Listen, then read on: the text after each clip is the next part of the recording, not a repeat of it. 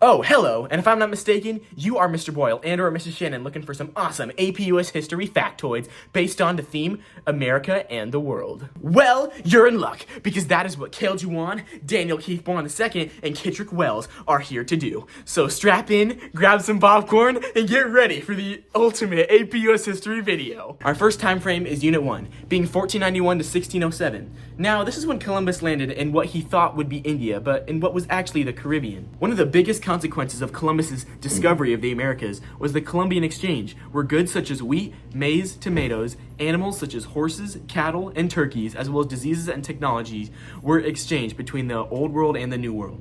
Another big development pertaining to our theme is the way the natives interacted with the Europeans. For example, the Valladolid debate between Bartolomé de las Casas and Juan Ginés de Sepulveda was over the role of natives in the Spanish society. Sepulveda argued natives were natural slaves, and Las Casas responded with, "All the world is human." Spain eventually ended the enslavement of the natives with the new laws of 1542. Moving on to our second time frame, 1607 to 1754, the British entered the American scene with the establishment of their first permanent colony in the Americas, Jamestown. A massive part of our theme during this time period was the triangle trade, or sometimes known as the Atlantic slave trade. Rum was traded in West Africa for hundreds of captive slaves who had to endure horrendous conditions throughout the dreaded Middle Passage.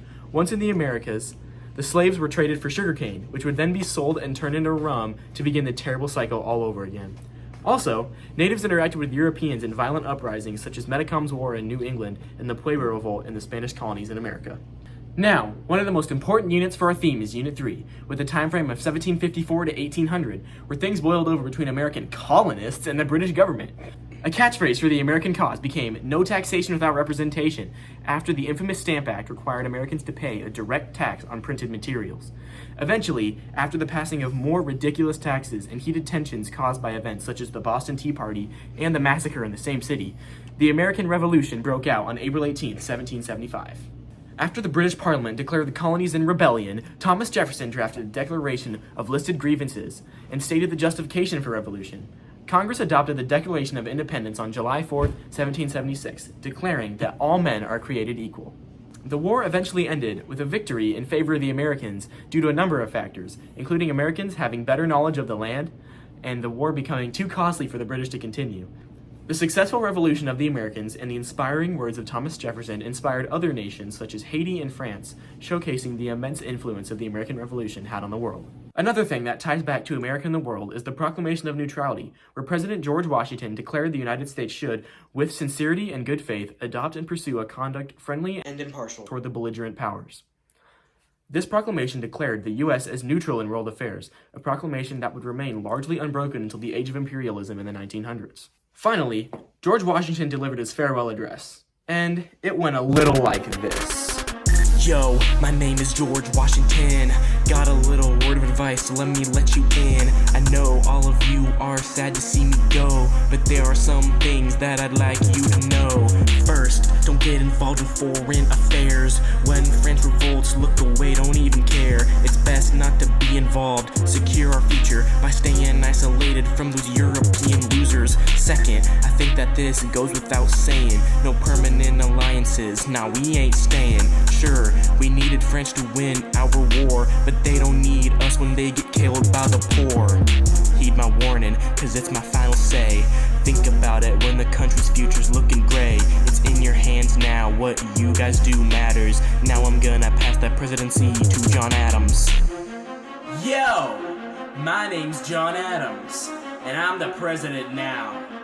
I got elected in 1796, and here's what I've got to say. I'm gonna deal with the XYZ affair. Now I gotta get these stupid French people out my hair.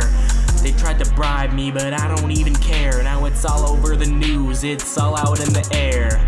My presidency was otherwise boring. Most of the history would leave you snoring. But once 1798 came roaring, there's a little act I made. Here's a tiny little warning. If you criticize me, you're an enemy. If you write bad about the government accidentally, there's something wrong up there mentally. Maybe someone's had a little too much Hennessy. Also, I'm restricting immigration, deporting them too, and there is nothing about it you can do. These are the Alien and Sedition Acts. Get used to it. Your boy John Adams really be doing it. Going on the beat.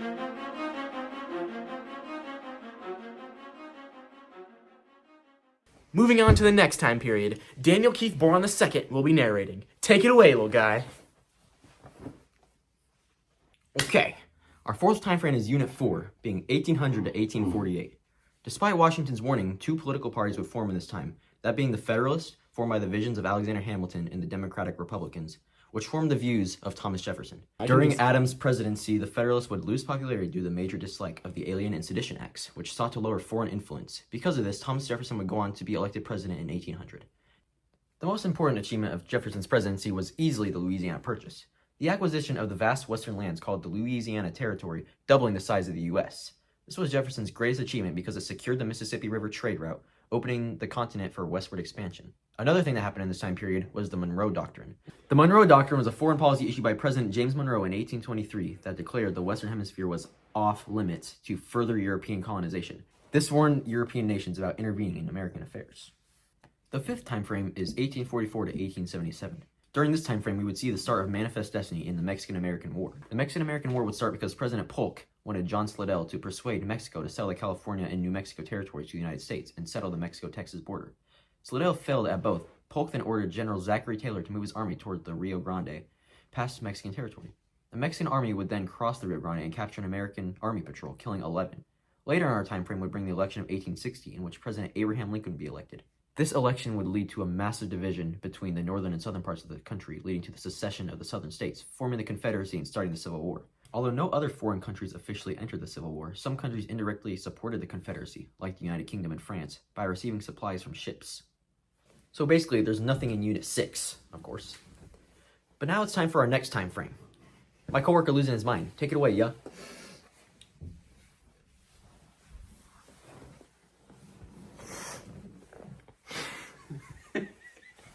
Unit 7 is Unit 7 is 1890 to 1945. But then guess what? Oh, here comes World War One. And America's like, I don't really want to be I don't really want to do that. And so they're like, okay, I'm not really gonna fight in the war, but I'm gonna help my friends in Britain and France. And so they sold them weapons and supplies, and they became the largest economy in the world. Germany's like, hey, Mexico, why don't you go kill America? And England's like, hey, look what I found.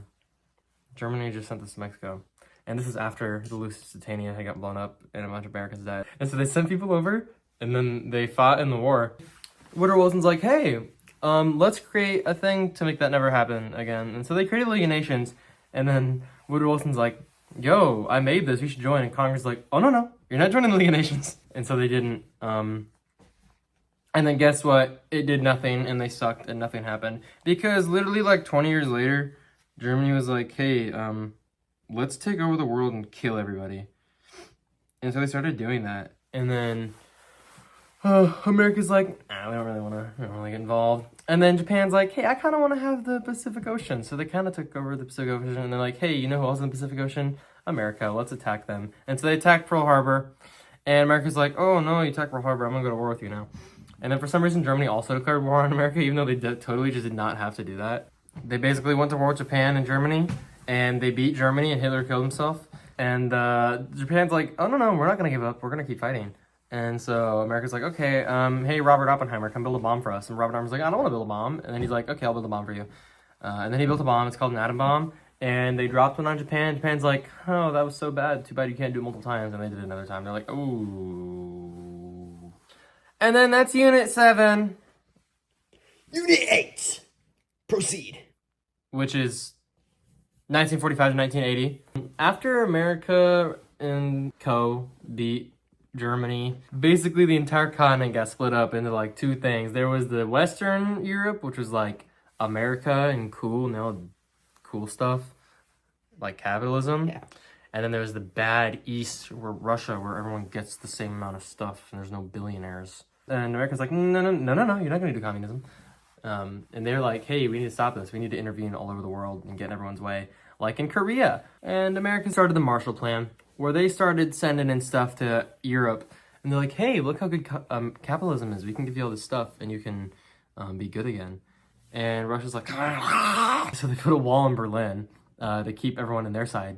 And John F. Kennedy was like, capitalism isn't perfect, but we don't need to put up walls to keep our people in. America did the Berlin airlift, and America's like, hey, you guys love the Korean War, right? Let's get into another one. And so they went to Vietnam to stop the spread of communism and failed. And then basically, Israel's like, hey, let's kill everyone. And next up is Unit 9, which is 1980 to the present day. First thing that happened in Unit 9 is Russia's like, damn, bro, we're pretty big, and we can't support ourselves. And they collapsed. And Ronald Reagan was like, Mr. Gorbachev, tear down this wall. I'm also going to make life worse for everybody for the rest of the century. George Bush is like, hey, how do we go to war with the Middle East? I really want their stuff. And then he thought back to the Spanish-American War. He's like, hey, what if we commit an act of terror on our own people and then blame it on someone else so we can go to war with them? Oh my God, we can't put that in the video. Osama bin Laden and Al-Qaeda were like, hey, we really don't like you guys. And so they attacked America on 9/11. And America's like, hey, Iraq has weapons of mass destruction, guys. Trust me. And American people are like, oh, okay, because they did 9/11, right? And America's like, yeah, right. And so they went to war with them, they stole their oil and their gold. And then they're like, oh, wow, turns out there actually were no weapons of mass destructions. That's crazy. And America's like, oh, okay, get out of here. Here comes Obama. And he was the first black president, which is pretty cool. And he's like, hey, guys, internet's here. Let's all connect and globalize. And so they did that.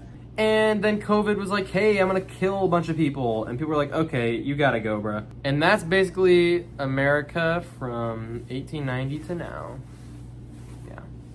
Yeah.